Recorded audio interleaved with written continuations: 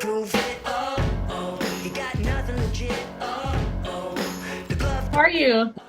Great, great. How you doing, Jewel? Good, really good. Thank you. It's so nice to be able to talk to you finally. Oh, thank you. I'm sorry about my face. I just had like three sneezes in a row. I don't know, some allergies. I was like, and I I'm love sure I'm it. gonna be on camera right after I sneeze. So Of here I am. course. That's always the way it goes. Yeah. I know. Well, first of all, I have to compliment you on Abigail and your character. It's got to be real tricky, to layer a character like that because she's quite a personality. So how A do you do it? personality, all right. Yeah. Yeah. Yeah, when I first started doing the show, I don't think I'd ever played anyone as complicated as her. And I was so, Complicated, yeah. right. And I was so worried. I was like, how do I, make her Mm-hmm. likable? And then I realized that I had to just let go of that notion and Uh-huh. make her as real as possible. Every Ah, decision she makes, everything she says is for a reason. And I think, people just love being able to see somebody say what everyone else is thinking, I know she has no right? filter, but She she's has likable. zero Yeah. filter and she's just like unapologetic about it too. And it gets Yeah. worse. I mean, Mm. the jokes that they write for me going into season 2 and season 3 as well, just like they get more inappropriate, which is Really? really, oh yeah, which is really fun to play. Yeah. You know, because she just is who she is. She So must be a release from real life, right? she is, and it's I really know. cathartic. Yeah, I say that all the time. I'm like, it's actually really like I love it. It's really cathartic Yeah. to be able to like waltz into a room and tell somebody off. It's very freeing. I'm gonna practice that next time. You We'll see should how it see say how I it told goes. you. Yeah. Yeah. Yeah. I was talking a few weeks ago, well, actually months ago, with Mr. Victor Garber about the special zest that being set in Vancouver lends to a show like this, because us international audiences are very used to having legal and drama series coming from New York, California, LA, Chicago. Uh, and you, as I'm guessing, proud Canadian, Yeah. must have something to say about it. I mean, I'm thrilled because anytime I've worked at home in Vancouver, we Mhm. are depicting Seattle or Portland, Yeah. which is San Francisco. I did that on Quantum Leap. Yeah.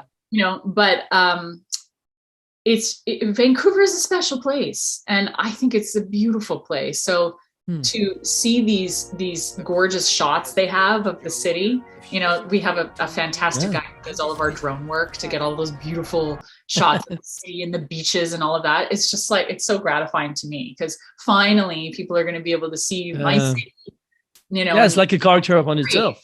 yeah, Yeah. exactly.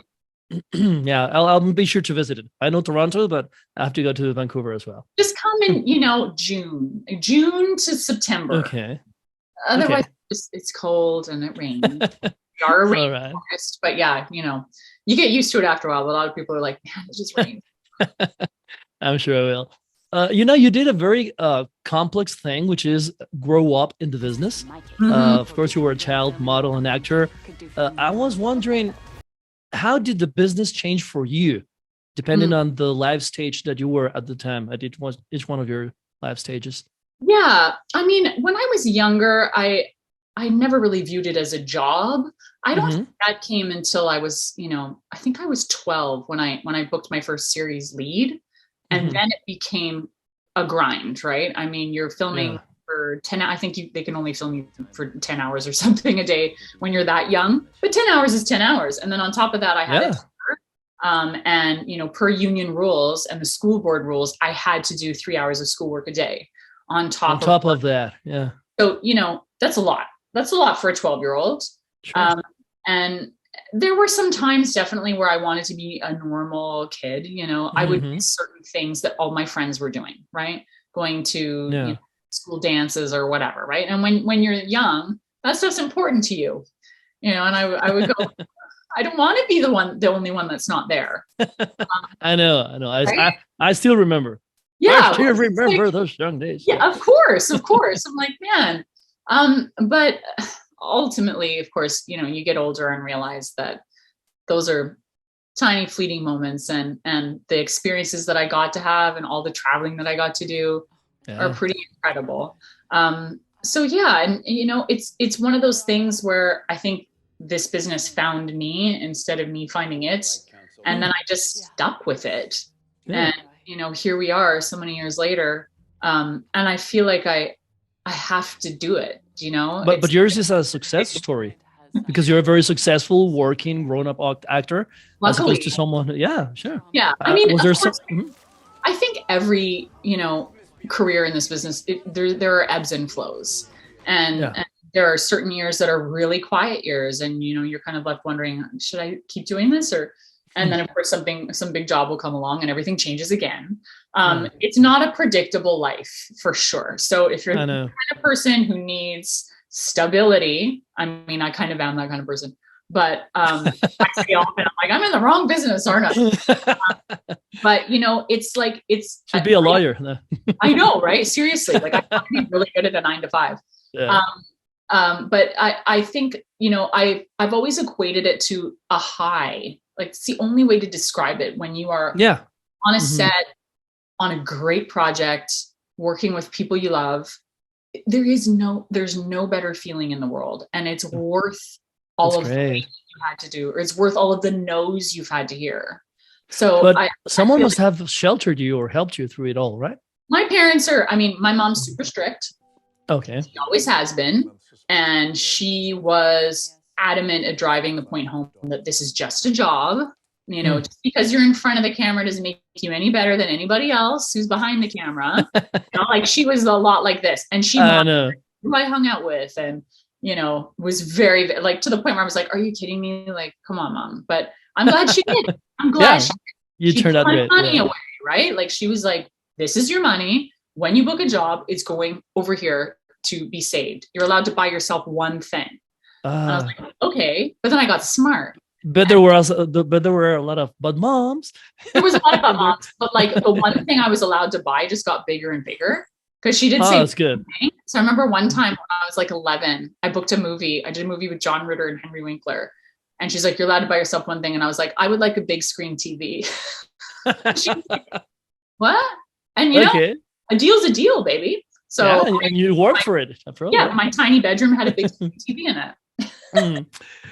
You're not talking about shows and your projects. You're no stranger to sci-fi. And there used to be a time like decades ago in which sci-fi and terror were sort of, albeit unbeknownst to the audience, uh, media to shoehorn certain topics that general Mhm. audiences were not like ready for. But now in this show, there's like a no holds barred thing. You talk about everything. Oh, Uh, yeah.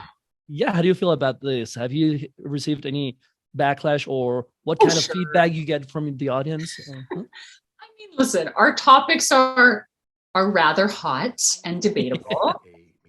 There's been a couple in particular that have had people talking on the internet and in the comments Mhm. on social media.